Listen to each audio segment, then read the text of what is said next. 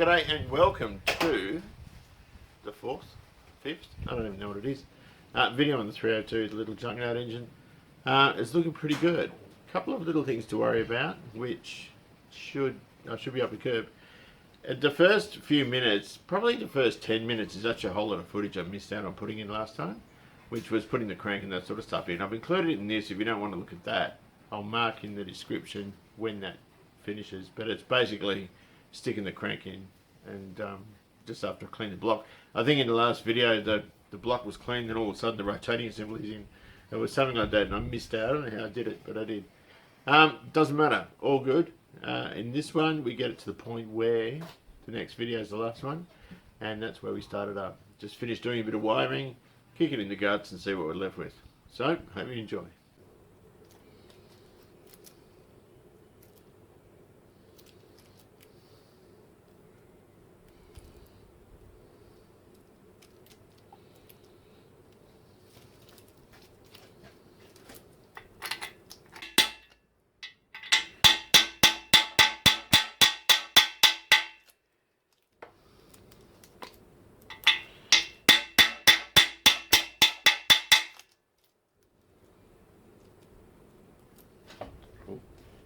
I used to always use GM sealer for this job.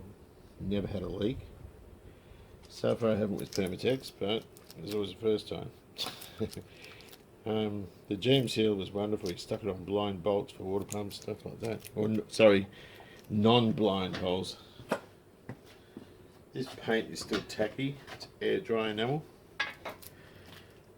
And it's still a little bit tacky from yesterday.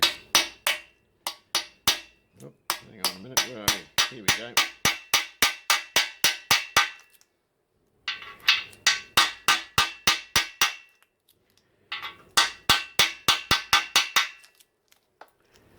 Perfect.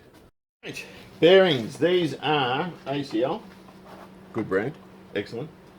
10 unders, we've got top ones in the yellow bag where there's no hole at all, and the bottom ones, sorry, they're the bottom ones, top ones where the gallery holes are, which are these ones here. So I'm just going to unwrap them. That's what I'm talking about. We put these in dry. Size 010, beautiful. The tang goes in there. I always put the tang in first and then push the heel down like that. So we'll go around putting these guys in. The centre one has thrust, of course. This is all a repeat of Jason Hill's engine I've just done. I'm trying to make this one a bit different though. And our centre one, the thrust, is that one. Again, it's got the same tang, it's got the same 010, and we'll just drop that in.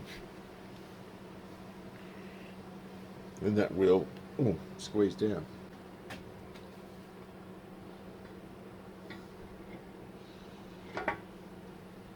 Bit of plastic gauge down on each one. Again, we've got that little protrusion. This is our thrust bearing. These are actually tricky to get out too because they sort of snugly fit just in between the crank, the things. Cleveland's have a step. It's probably easy when I take this off to show. They have a step there which actually holds them from walking. They're quite strong in the bottom end. So I'm going to torque these up and we'll see what our clearances are. Permaseal HN058. This is a rubber type, not the rope type. I don't like the rope types because when you fit them, they squeeze in. Use a mandrel of sorts and torque the cap down to squeeze it in, then you fit the crank. But the problem is the crank is always going to be a bit tight to start with. And the problem with that is you can't feel, for normal rotation and that sort of thing. Ignore my crusty hands. There is the seal. It's got a steel inner. And it is designed to go like that. So that flat end faces in, If you put it that way, the oil is going to get past. So we need to put it this way. Now, another thing that's worthy of note, now hang on a second, which way does the engine rotate? This engine rotates clockwise, so I'm going to put it like that. I'm going to have it just proud on that side. This side goes in the cap. Where's the cap? Here's the cap. Now there's a small hole here. What that is a little pointy bit that hangs onto the rope type seal. You don't need it when you fit these, and this didn't have one.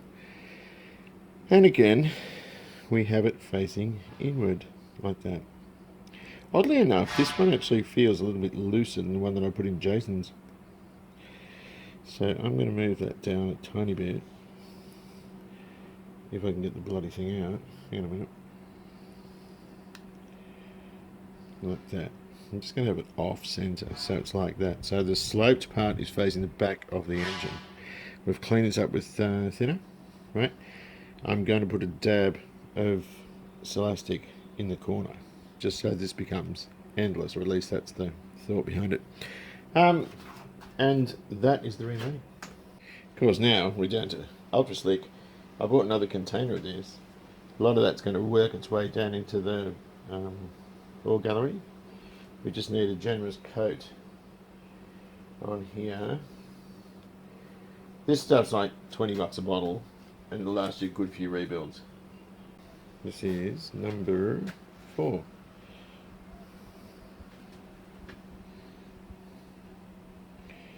What's the arrow? So it's 1, 2, 3. This one goes here.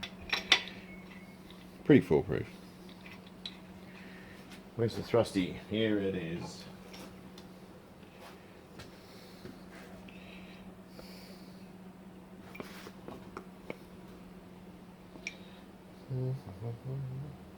Now this is only to protect it for its first start, you know.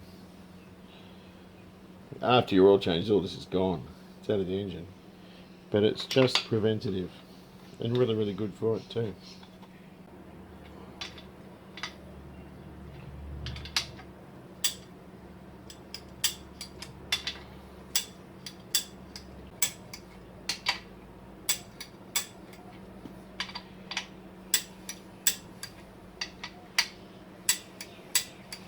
Sweet. And every one you tighten up, you just check it rotates, and that's beautiful. It does feel gluggy, but it's smooth. It has to be smooth.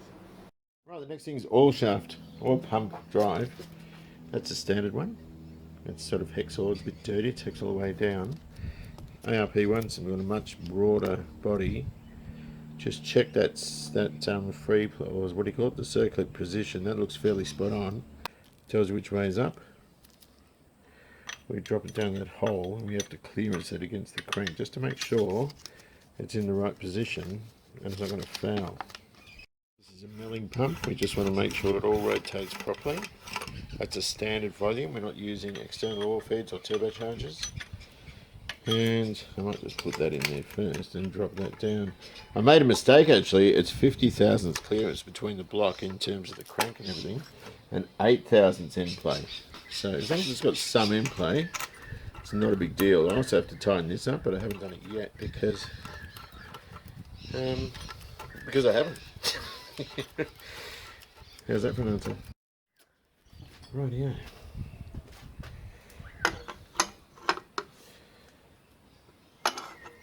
Damn. How am I going to do this? Oh, yes, good save. I'm just going to check that with a pan on it with a camera. Also want to check, I don't like that balancer I've got on there. But the sling is tight and doesn't seem to be fouling. Now, let's have a look in here, eh? Get our instructions again. Oh, that's got packs of space. Just a minute, I'll get a light. So 50 thousandths is like 1.25 mil. That would be between the counterweight and the block itself down there, which we know fits. Make sure that there is 8 to 10 thousandths minimum shaft play. So that's got quite a bit there. I could probably move that circlip up, but once the distributor's in, I don't think that's an issue at all.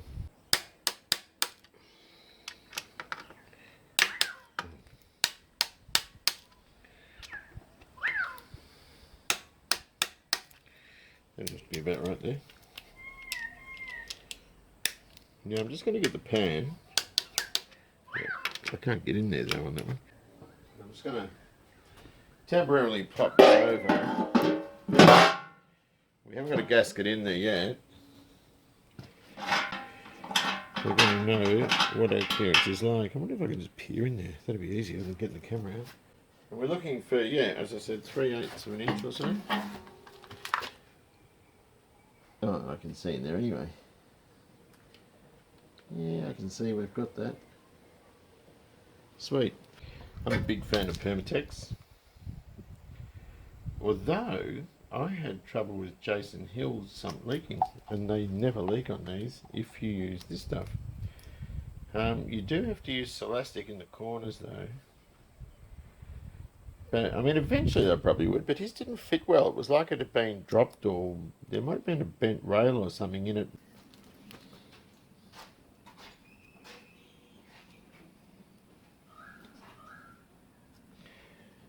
There we go. They're 5/16 on each corner and 1/4 inch on the main bits, on down the 2 rails. I'm just going around checking these, and I think I'm pretty good.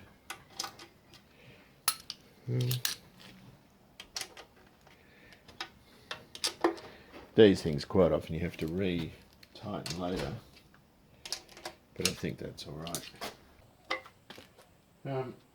In this oil filter, I'm not going to tighten it because I will take it off later and put a bit of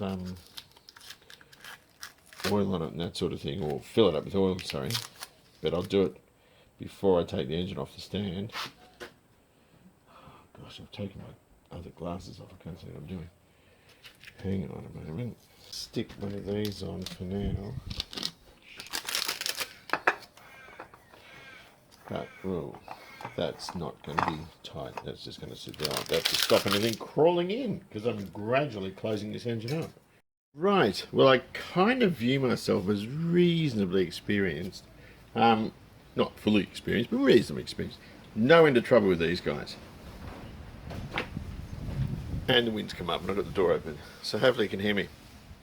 These are the cylinder heads, obviously.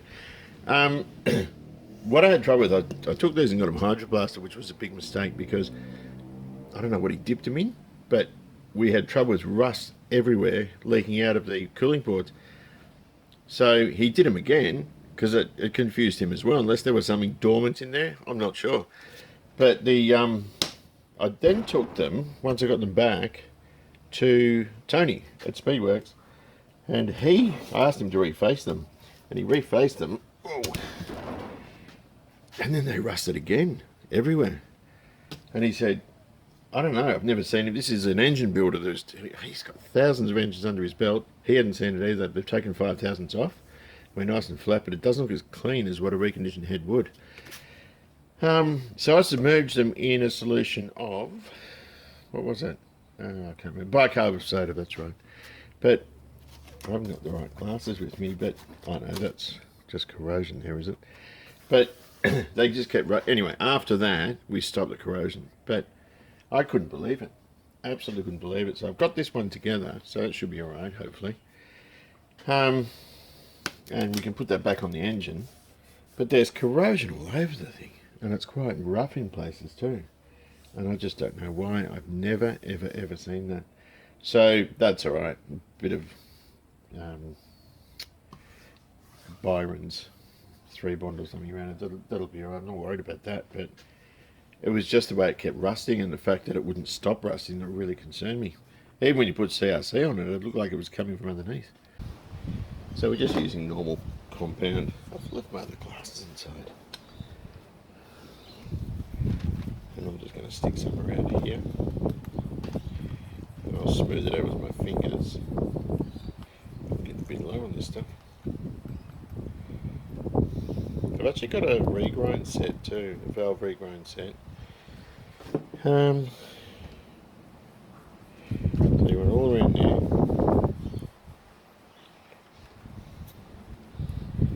I'm going to stick a bit more oil in there and a bit on the stem there.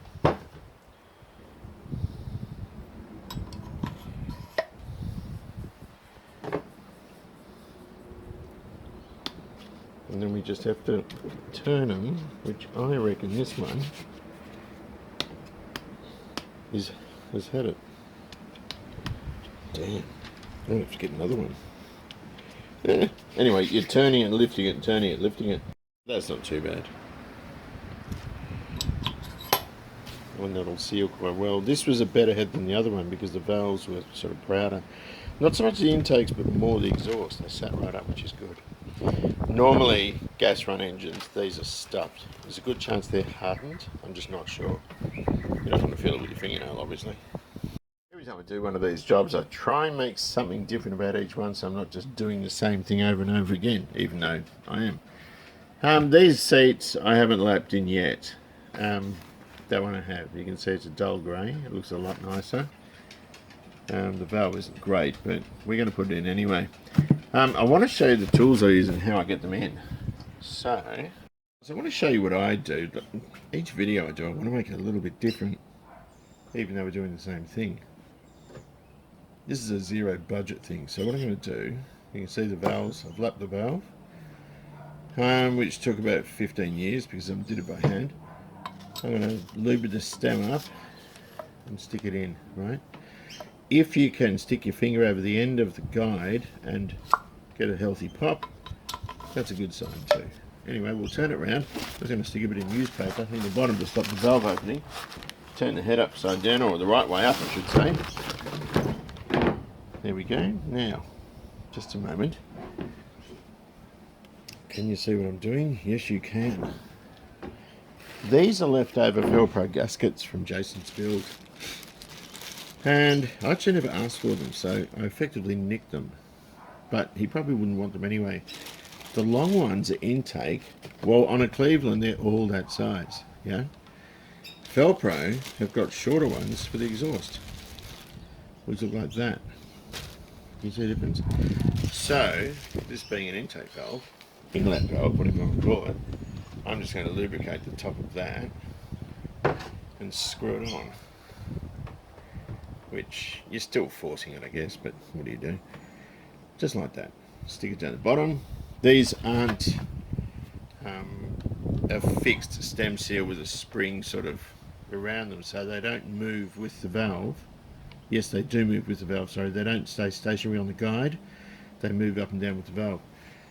Anyway, we've got to get spring and retainer. Yep. We're going to stick that. I want to zoom out a bit. Whoa, the wrong way. Might just get this onto here. This is a Blue Point spring compressor, and it's slightly uneven on the hooks. Where's a good trajectory for you to see? Can you see that? Up here. So what I'm going to do is I'm going to pop this on. You can just splay its legs by doing that. Stick it on. And I want it, is it unscrewed all the way? I want this, no it wasn't. I want this to go down the spring pretty much as far as I can. And you need the spring to be centered. The light's terrible, isn't it?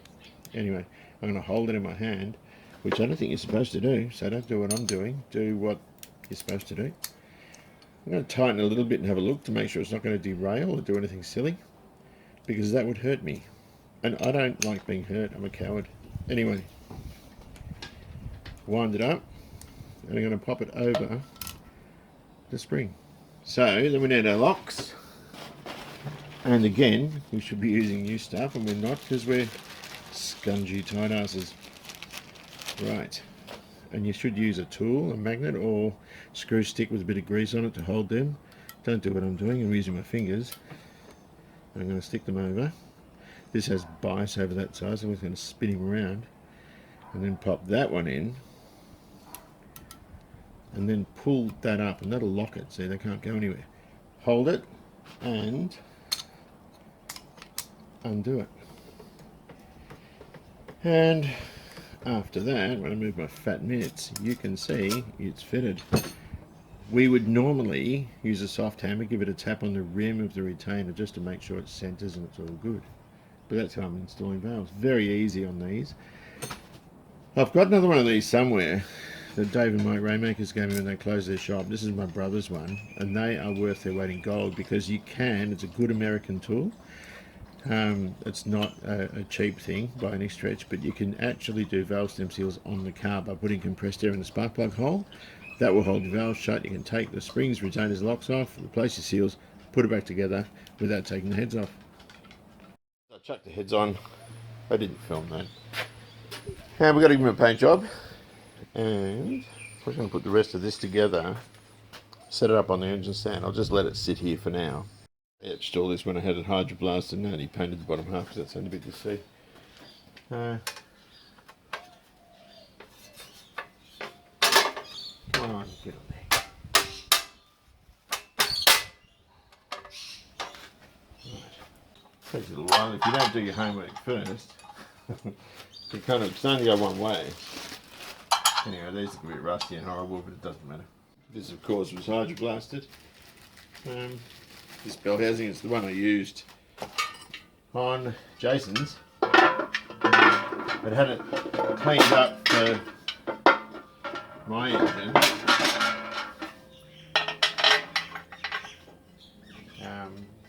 Because I'll rebuild the C4. I'm just going to give it a tap with a soft hammer there just to get it over that dowel. Probably should have cleaned those dowels off, but I didn't. And Bob's your uncle. You know how it goes. So I'm going away for a couple of days. I'm just going to block those ports up. Stick a rag over the top. I've got the other covers somewhere. I don't know what I've done with them. The old 302 covers that came with it. They were very clean inside. I've got no bones with sticking them over there. So I'll just shut the, what do you call it? Close these ports off, these intake ports. I'm a bit worried about these heads. I'd be lying if I said I wasn't. They're not that great, but I think they're going to be okay, or I wouldn't have put them on. Right, I managed to score something significant. It's an original XT air cleaner. I've taken the thing off. Didn't have a chance to film it before because I've got wind. Just because it's the hydroblaster's last day today, so I had to disassemble it yesterday, get to him to get it back today because he closes it today. Came with the original bolt there. Came with this thing, which normally it's not unusual seeing these things come up, but they very rarely come with that piece there, and that's the bit that I really wanted. Came with the bolt, came with the 4 bolts here, and the original bracket that goes against, like that. So, or more like that. So, good unmarked rock shovers in perfect condition, which is, I've never seen a more complete one advertised. Absolutely perfect. I took the grommet out, so I'll buy a new grommet for it. Air cleaner does come out a bit, but it doesn't matter. And it actually looks wonderful. So you can see where it's been pressed. I'm going to get this into edge today. It even came with the oil filter cap with the hose and the elbow and all that sort of stuff. The thermal thing for the valve that closes that, the heat riser. The only thing it didn't have was a plastic thing there. Big deal. So I picked this up. This was $470, but I've never seen one so complete. Now, having said that, right, so I've just had to move the camera because there's wind. This is early XT. It hasn't got the clasps, the little lockdown things that go on it. They came late XT, and XE's had them as well, so that's early XT. These were black, and it looked like the factory black on the covers. There was no colour underneath, so they could be late XE. I think they were all black. I know the crane motors were painted all black. I remember seeing one in Etheridge Ford spare parts, but it doesn't matter. These are absolutely perfect for the Fairlane. So I'm a happy camper. Right, so I've just been going over the overhead gear. The rockers are just standard. I've gone through to make sure they're not cracked. I remember seeing some cracked ones somewhere, but it wasn't here. Bolts, these things are sort of rusted in the bag, so I'll clean them off with a bit of Scotch-Brite just to make them rust-free. Yeah, I mean, look, it's not going to be perfect, but what do you do? The push rods are dirty. These are the original ones that came from the 302. And I always tend to roll them to make sure they're straight. They'll, if they're not. The other thing you've got to do with the clear one is you've got to look through it to make sure it's clear, because that's where its oil feed comes from. This is a pretty quick job, and it's another way to check that the thing's straight. I'm just cleaning it with a bit of Scotch-Brite, but you don't want any of the abrasive to get in the end of it, because that's where a clear bag gets its oil from. The overhead gear, so I'm just squeezing it around the top, and they come up looking great in no time. You know, so that probably isn't strictly necessary, but you know, it makes it look nice and pretty.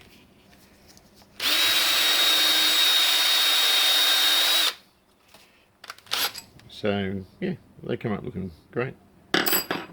What else is there? Right, so I've got all this stuff ready to go in. Got a new set of lifters.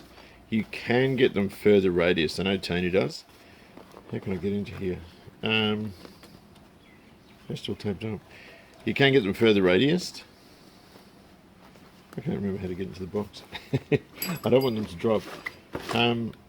Just so they're a bit more rounded at the bottom, so they spin easier. So you know you're not running the risk of it, pegging out a cam or anything like that. So I'm going to put all this in. I couldn't paint the block.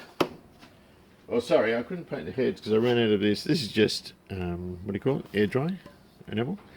That's all I'm using. You can use VHT if you want, but it doesn't make any difference, I don't think. I painted the XW's engine in QD, which is quick drying enamel, and still nothing's come off yet. Here it is on the Fairlane.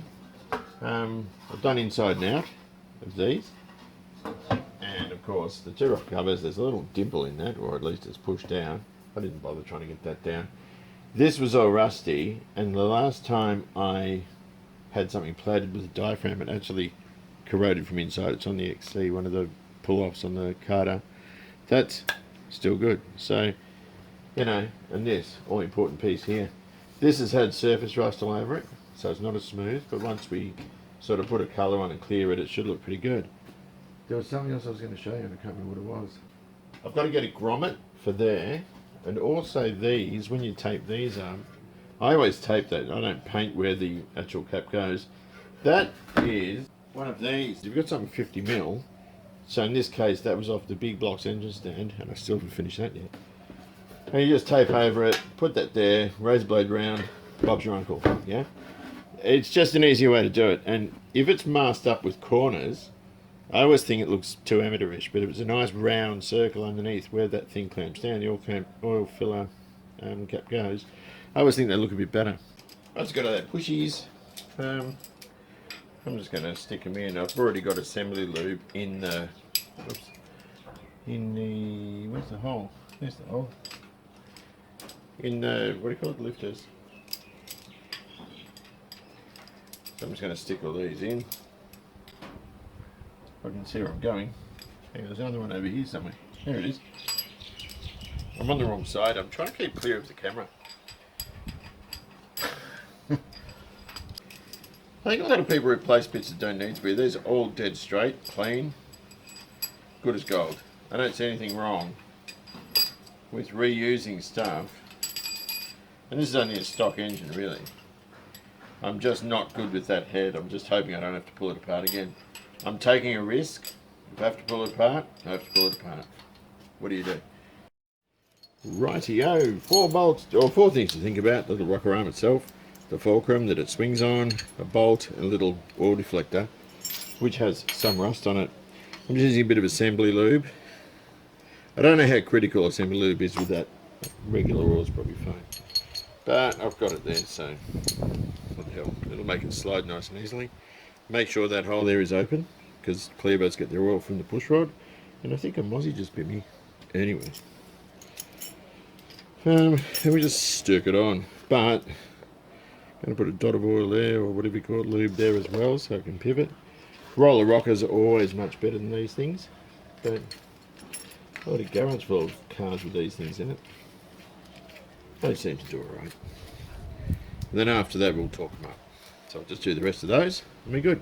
I'm just going to torque these up. They say 18 to 25 and I'm doing it to 25.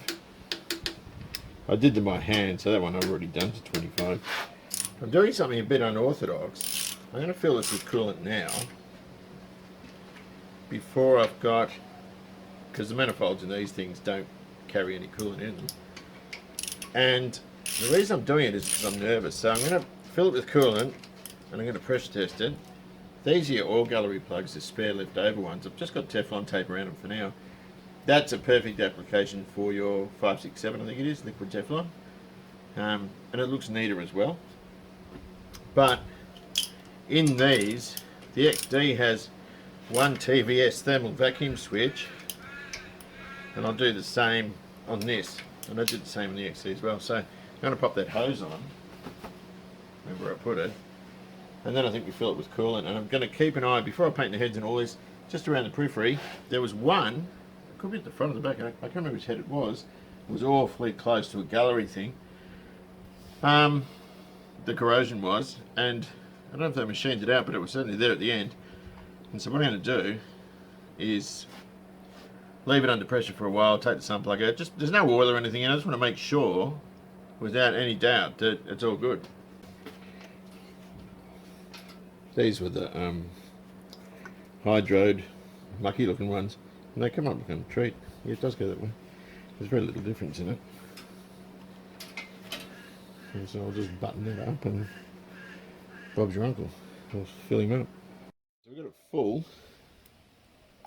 I might have to muck around with this to make it fit, but I don't know.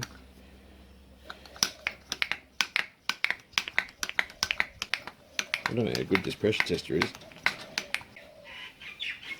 Right, so I'm on 14.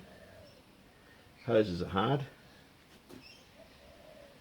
And I'm just going to leave it there for a bit. See if we can get any leakings out of it. It's all looking good. It shouldn't leak. I'm just being paranoid, I think, but you know, if anyone's going to question your work, it's yourself.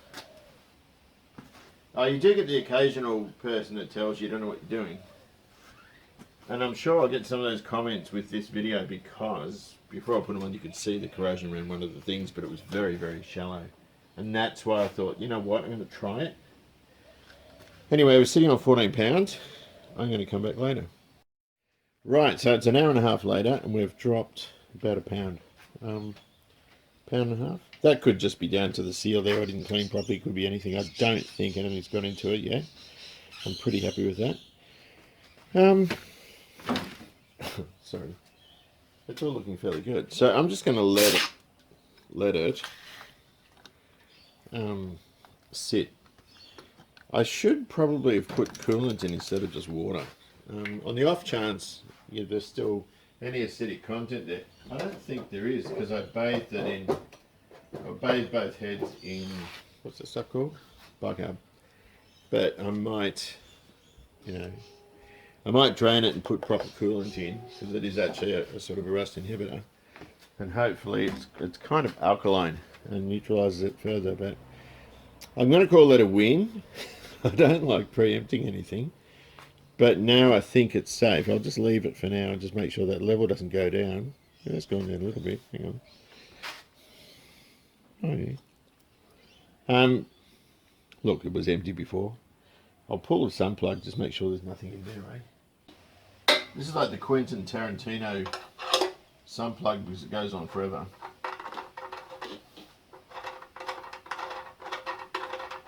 I might actually leave it. Look at it. I might leave that out actually and just see if anything comes out. I don't think it will. I think they're pretty safe, but I'm so cautious with this type of thing. Oddly enough, I was a bit worried also about the thermostat housing. A little bit of corrosion around the bottom, but it seems to have been alright. So it's all looking fairly good. So I've just got to paint all across there and around the back of the heads and everything like that. And where it's masked above, across here. That way the manifold goes on, you're not putting it on top of paint. It's a bit oily there. And it'll look nice and fresh. I'm hoping this will be a good little engine. It should be. I can't at this point see any reason why it wouldn't be. The only thing I was worried about was that leak, just that corrosion, but I think it's going to be right. So I'm cleaning up this manifold. There's a bit of surface rust on it. I've got this tool here. It's a little die grinder and it goes really quite high in speed, but we're just using it on low speed, and it's got one of these roll-up things on it. I think I got 136 grit and 180 grit, but it's got these little paint stripper ones, and these are perfect for this. It just gets rust straight off, well, which Scotch-Brite tends to do without taking the material off. I mean, this is like old news, to anyone that works with this sort of stuff, but I didn't have one. Well, maybe turn it up a bit.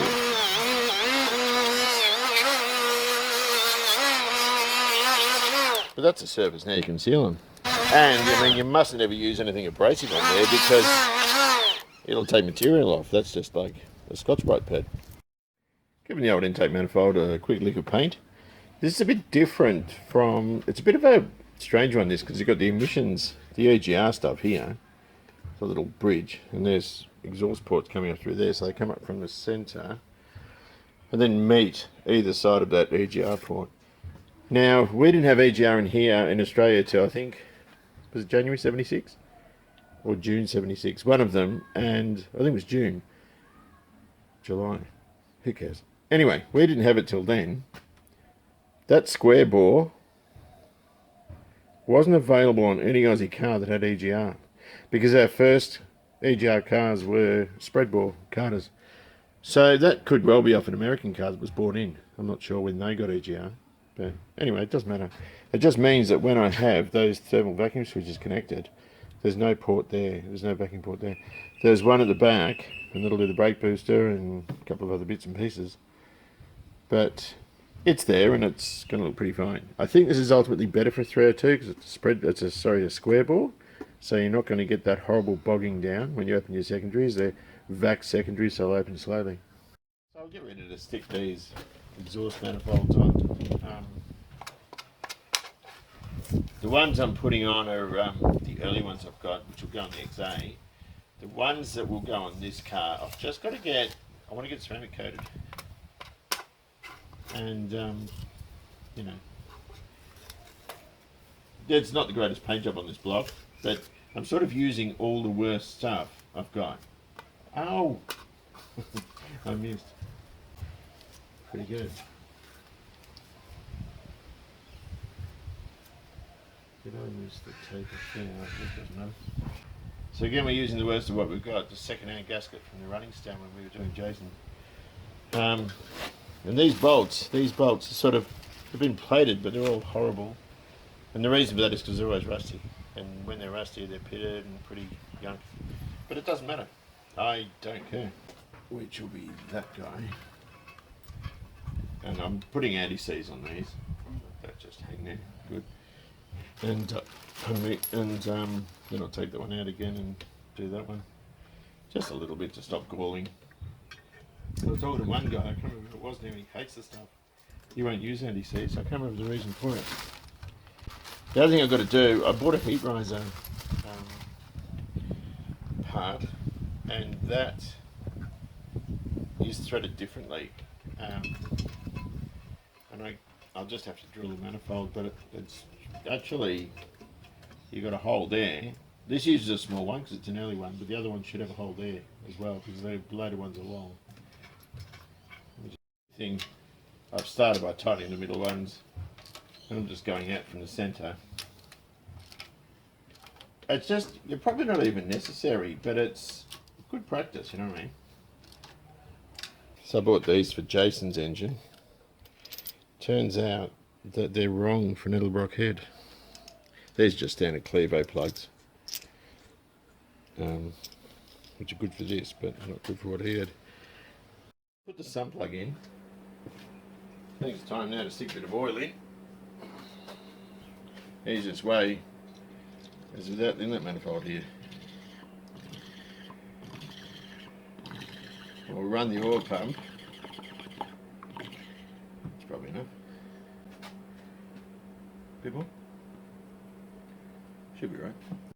What I did was probably a bit unwise. I poured it all in, and of course it's probably washed off all the assembly lube. But she'll be right. Now when you do this, there's two sets of my brother's kit. I'm not sure. No, must be the blue one. I always forget which is which. No. Snug. Which one is it? I'm tipping it's that one. And that will just go onto the oil pump drive. That does not feel right. Look at this one. Oh yeah, that's right. Okay. Now, this is a handyman quality drill. Yeah, with 2 bars on the battery. It's important with this to be sympathetic, because these aren't that hard to blow up, and I've had this for a long time and I don't intend to blow it up today. But when you do it, particularly when it gets oil pressure, you'll hear the tone change. There we go. Oh god, wrong speed. There we go. And we'll take it off that, put it on drill, and we're going backwards, counterclockwise. And you'll hear the tone. That's the oil pressure starting to come up. I've still got that on. And just give it a break every now and then. There is oil pressure there. And you don't want to blow it up. So I'm just going to give that a rest for a minute. And you can hear it gurgle. So oil is going to start coming up through these little holes.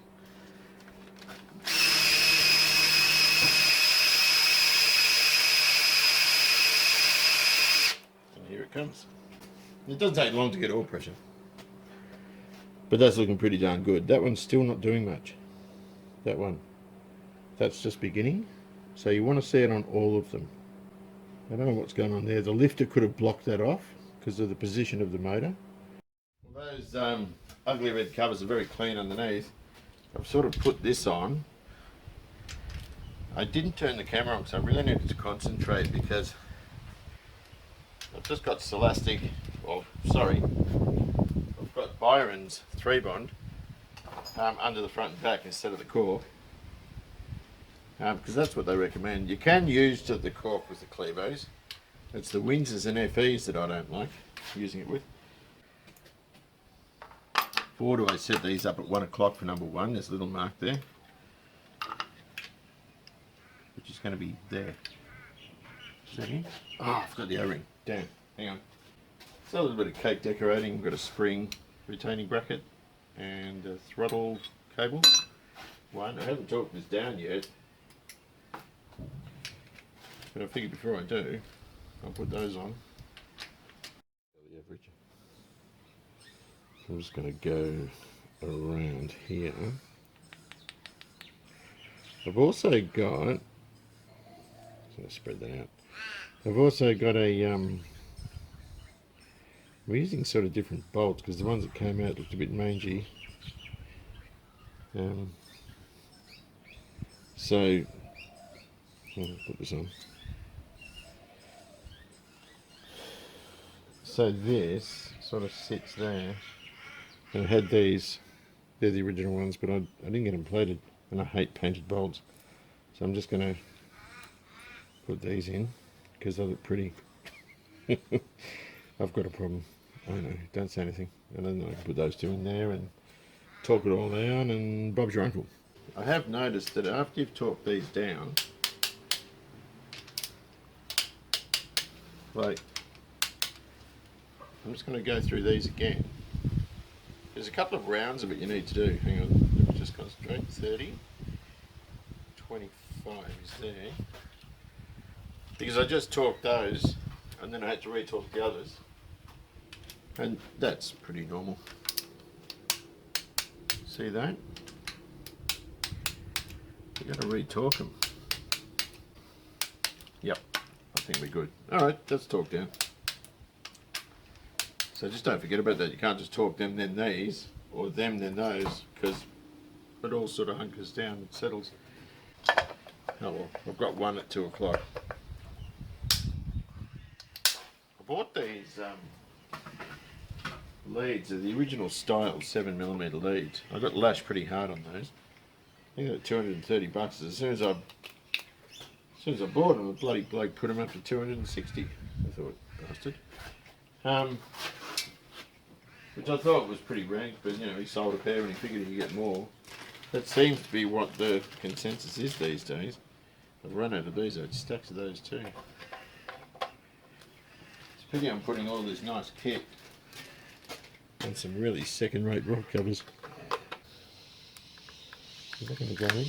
Is this the right dipstick for this? I wonder. Yes it is. I haven't got the modern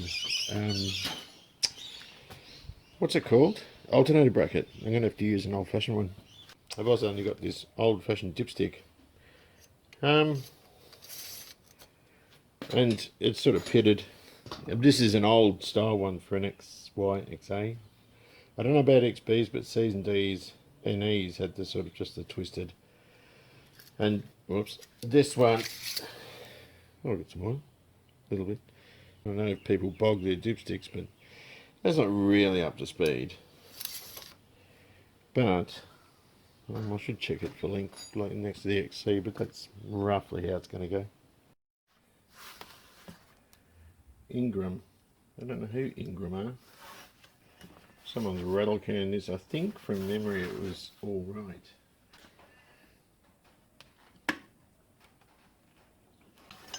Maybe I didn't look at it. I think the charge rate was all right then.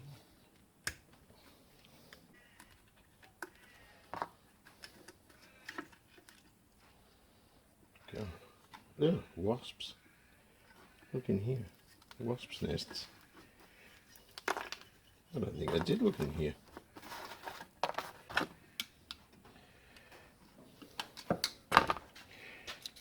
There's wear, but it's all right for now. What I'm concerned about is these. She's still in there too. Oh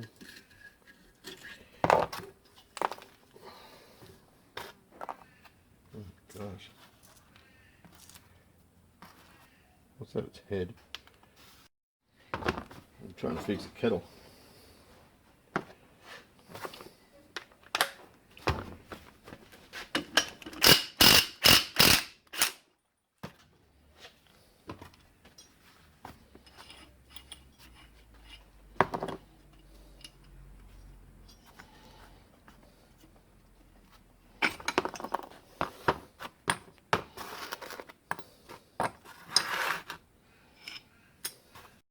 So lovely quiet bearings in it.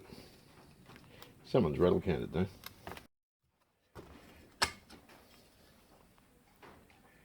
She's pretty dirty. Bearings are great though. Yeah, what's going on here? I need to get that out of the back bearing. Here we go.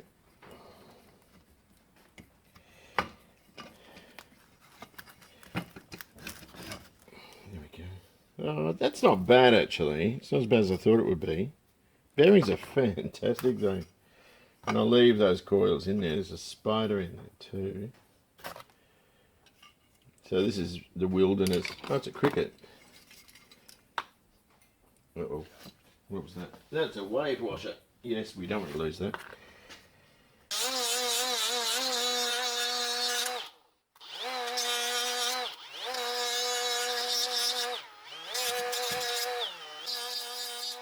Let's get this rust off. That way it's going to be better for, what do you call it? Magnetic field. I can't use a power tool in here. I'm going to have to do it by hand.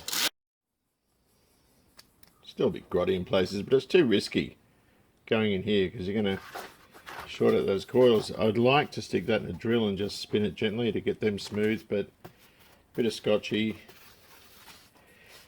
And I'm not going to do much more than that. They're in pretty good nick, although that scotchy's a bit wet. Hang on a minute. That's not supposed to happen. Whoops. That's probably right there. And they're still, if you look at those slip rings, they're still pretty good.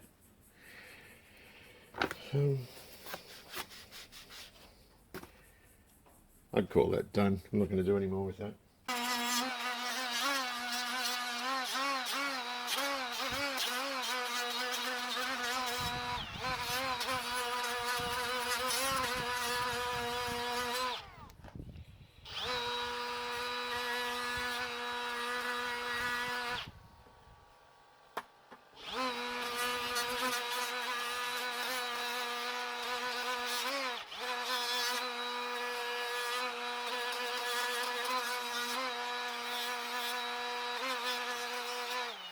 Pretty messed up.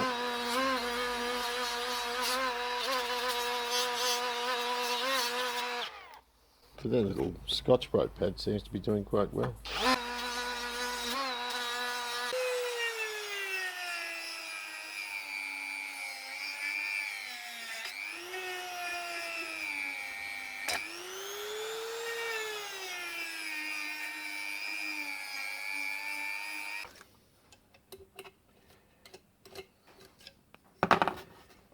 Should be good. Perfect. This is still pretty rubbish. It's just a quick bit of rattle canning. Just to make it look a bit more presentable. And look, let's face it, it's not going to look great. It's not polished. You could polish it from that stage if you wanted to, but I don't think it's certainly not worth it for what I want. You know, my usual claim of I want a clean daily driver is about as far as I'm going with this thing. Where's the rig? The rig goes there. So it goes like that, kind of. Yeah, sort of like that. Okay, there's one of the screws. Is that magnetic? Kind of. Damn. Oh, you can go in there. There you go. Look at there. Good boy. Here's a smaller one. Just to get it seated for now.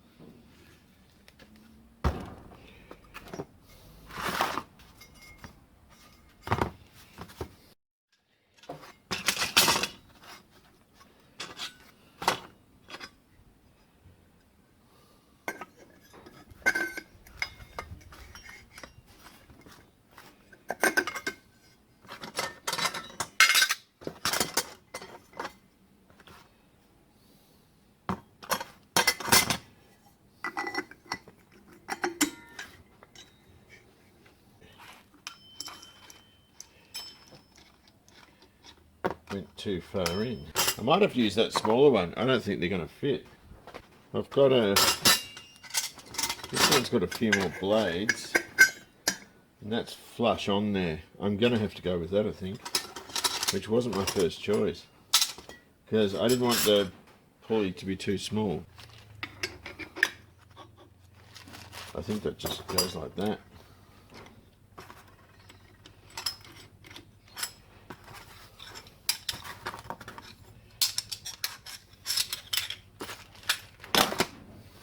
See if that's any better. I don't know.